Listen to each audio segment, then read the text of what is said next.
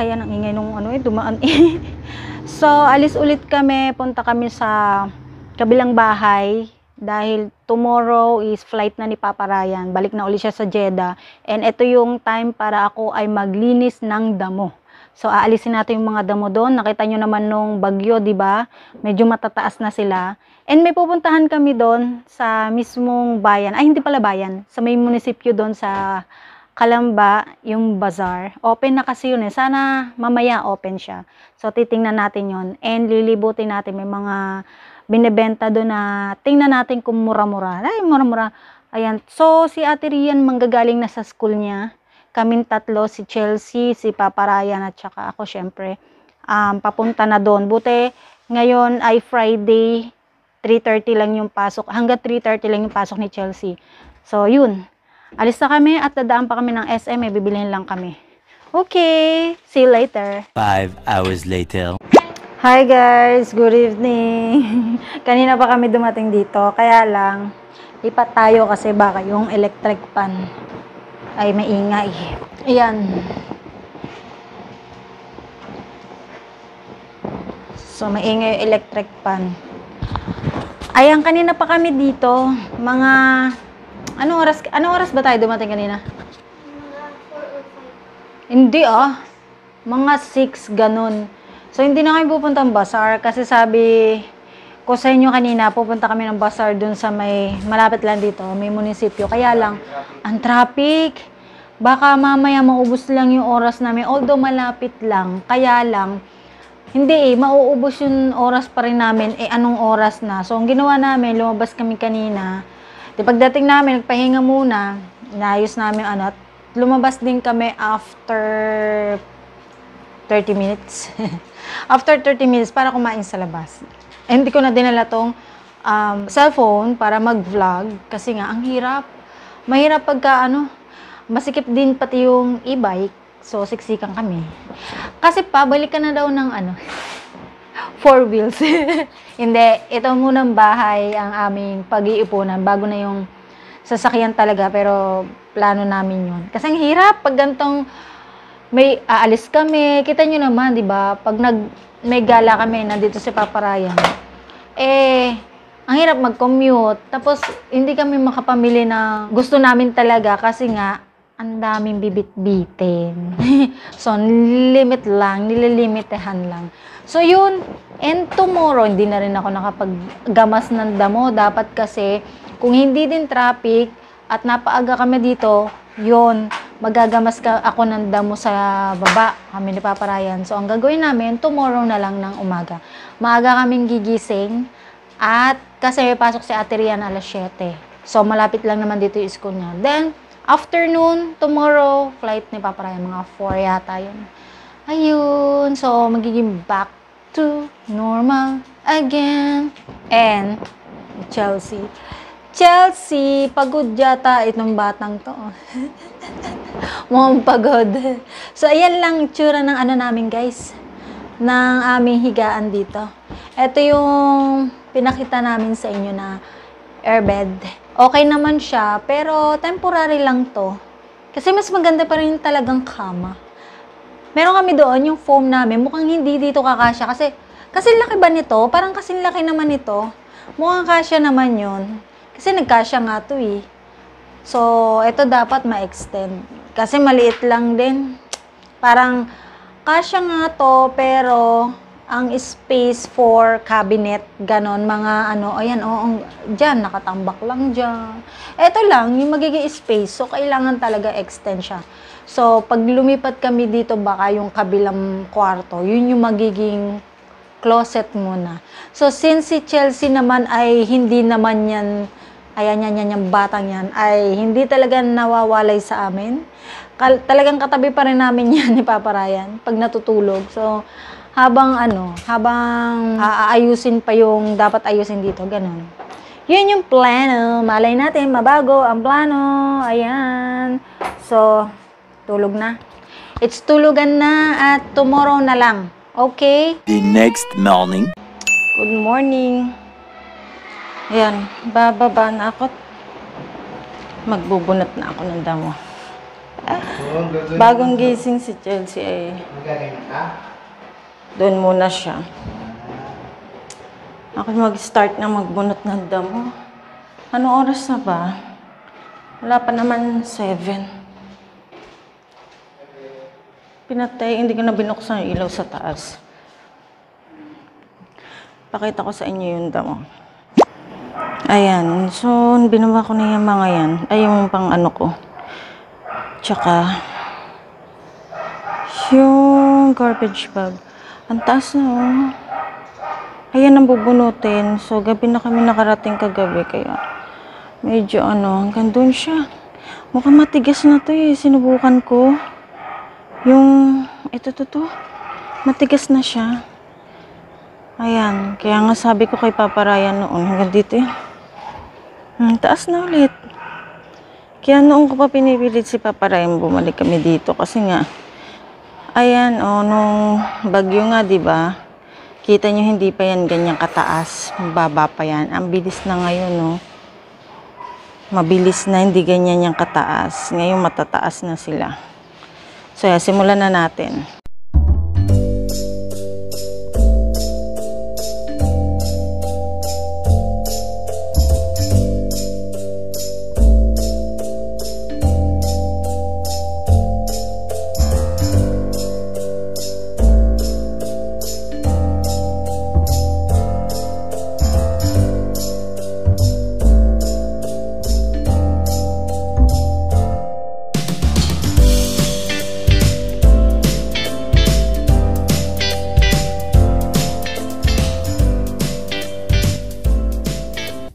Ayan, medyo marami na yung namin. Medyo marami na rin. Ayan, nakadalawang garbage bag na kami. Ayan, medyo malambot yung lupa. Kaya lang, ang dami makahiya. Grabe. Pero malambot yung lupa. Ayan, pinapaspasan na namin. Dito pa, andyan yung drainage kasi. Ayun pala yung basura namin dati, tinapon lang dun. Kala namin nahakot. Di pala, tinago lang. Kaya kailangan talaga laging alisan ng damo to. O sige, tutuloy ko na yung pag-ano ko. Ayan, pawis namin. Para yung pawis na. Ayan ang araw. Ganda pa sinag ng araw, sikat. Kasi yan pa yung masustansya. So gagawin natin, lalagay tayo ng damo. Pangatlong bag to. Ay, pang-apat na bag. 1, 2, 3, 4. Pang-5 pala. Pang-5 bag. Ang damo.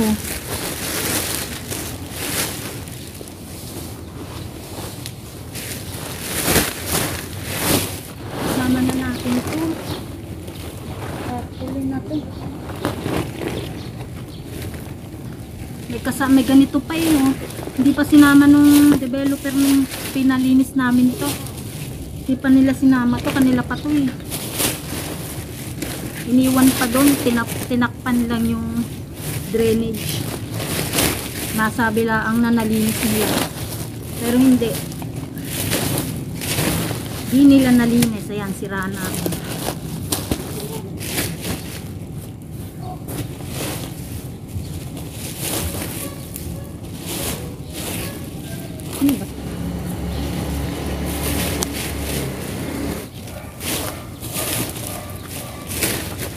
Kasi may doon yung bata. Marites muna kaya. Ang kapitbahay namin. Ayun. Pag pumupunta kami dito, lagi yung binabati. Ang ganda ng araw. Ayan, umupo si Ining. Umupo si Ining. Hello. Nag-aalmusal siya. A few moments later. Ay, suko na kami guys. Nandiyan kamay ko. Tapos paltos na. Ayan, napaltos na dyan dalawang kamay. Wala kasi kami pang tawag doon, grass cutter. Iyain na, pagka naman iyan So, ang balik ko naman dito next ay katapusan Yan, tutuloy ko ulit. Kunti na lang, mamaya papakita ko sa inyo. Pumasok na kami kasi parang ano na yung araw. Medyo ano na rin siya. Nakakalos na ako. Alam niyo yun, yung nakakatali yung tuhod ko. Kung hindi aalis si Papa Ryan ano, umiya pa kami. Kaya yung mauubos yan ng gawa. Nakakahinga ko. Ang sarap ng tubig. Kunin mo yung ako, mineral doon. Yung isang bote na. Lala ko na ko. Ay, Diyos ko. Ngunit. Ito pa sa ano. Kunin mo na lahat. Iinom ako. Iinom ako dito. Ayan o. Ito, kailangan pa namin dumaan. Ayan, ito kailangan namin dumaharangan. Hanggang dito lang. Dito, harangan namin. Kaya lang, wala na yatang time. Saka dito. Parang hindi napapasok. Ay. Ito ba yung luma? Yung bago? Bago to, luma. Luma yan. Yung bago, dali. Baka kay Mati yan dyan. Ayan guys. Konting tiis. Konting tiis. Di pa kayo nakakalipat guys. Alam niya yan yan. Ganito lang muna ang ating update sa inyo. Bunot-bunot na mo. Kuha ng bills. Linis ng bahay na. Every time napunta kami, daming ipon talaga ng butike. Daming butike siguro dito. 100 ang ano mga ipot eh. Ayan, nag-slow motion na ako guys. Grabe na yung ano ko, pawis. Slow motion na yung ano. Siguro maano na yung storage. Inom muna tayo. Ako na.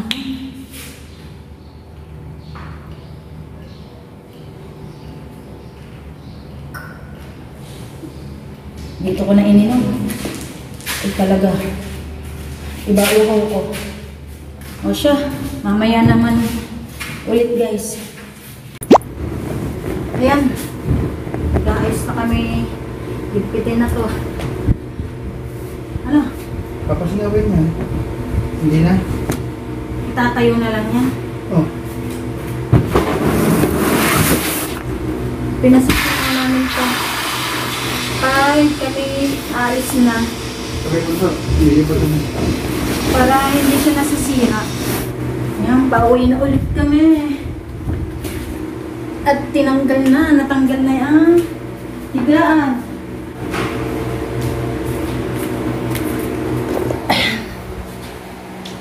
Kami pauwi na. At anong oras na rin. Alas 8 na.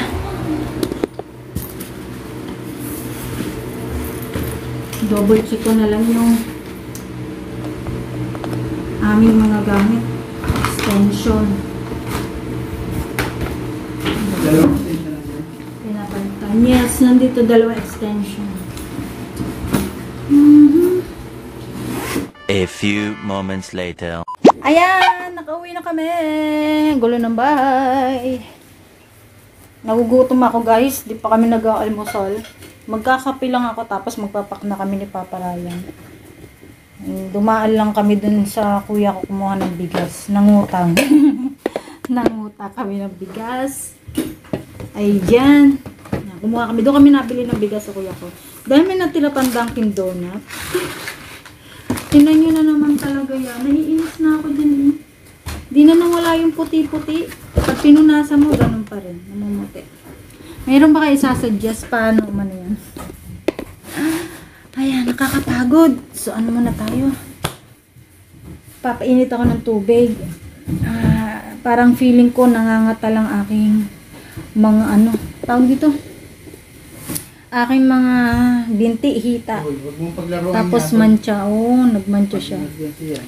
Ayan, nagmancha. Hindi ko matanggal doon. Bababad ko yan ng na sa shampoo. Maliligo kami mamaya. Maliligo ako. Inayos na ni Papa Ryan yung kanyang balikbayan box.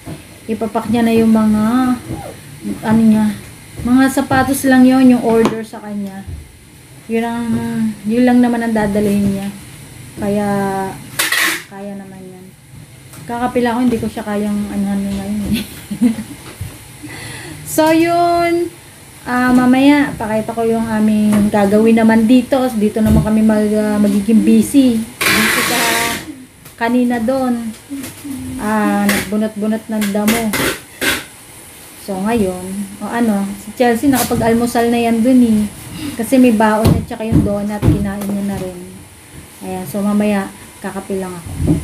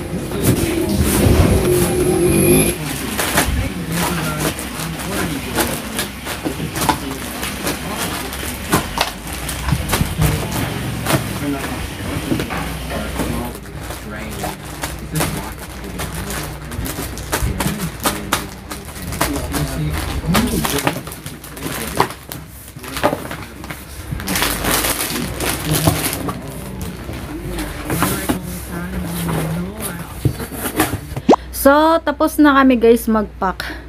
Nakakapagod. Ayan, hindi ko na kung ilan laman yan. Pero yan, at may natira pa, ayun, nasa upuan, yan pa yung ipapak. Yan na lang naman, ayun pa yung yung box nila. Siguro sa maleta na yan. Hindi naman pwedeng mag another box pa. So, sobra na. At saka yun, may medyas pa doon. Ayan. So, mamaya, ay yung maleta naman ang aming ipapak. Inano namin, tinape namin ng maigi. Packing tape. So, yung guys, walang outro ang video na to. Ito ang oras na nakaalis na si Papa Ryan. So, hindi ko kasi talaga ugali na mag-outro na papaalis siya. Yung as in, bini-video ko tapos paalis siya, hindi ko kaya yun. Hindi kaya ng aking puso, na aking damdamin, hindi talaga. Kasi, nung araw na yun, iyak na lang kami ng iyak. Mga oras na yun, nung paalis na siya, hindi naman iyak na iyak. Kumbaga, ayan na papatak na yung pinipigilan ko talagang umiyak. Pero, umiyak ako. Hindi ko mapigilan pero kasi iniiwasan ko umiyak talaga ng bongga. Dahil si Chelsea, alam ko iiyak. Pero si Chelsea, pigil na. Umiyak yan nung nakalabas na talaga alam niyang na talaga. Paalis na si Papa Ryan. At talagang kahit pinipigilan niya, wala. Pumatak pa rin talaga yung luha niya. And ayoko rin kasing videohan yung moment na yun. Dahil yun nga, masakit.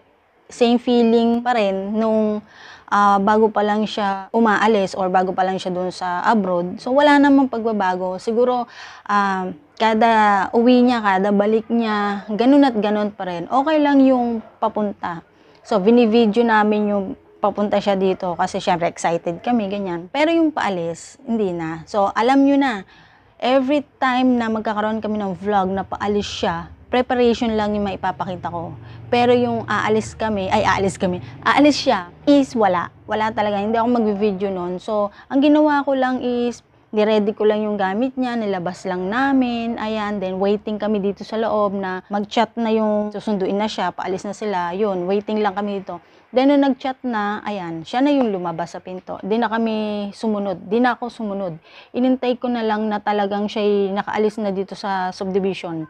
Yun talagang mga ilang minuto. Saka ako lumabas para i-double check yung gate. Isinara ko na. So, yun. So, eto ang buhay OFW. So, tiis-tiis muna. Soon din naman nagpo-for good naman siya. Kaya lang sa ngayon hindi pa talaga kaya dahil marami pang gastusin at nag-aaral pa yung dalawang bata. So siguro kailangan matapos muna sila ng pag-aaral, no? So yun lang guys ang aming vlog for today's video. For today. So see you na lang on my next video guys. Bye!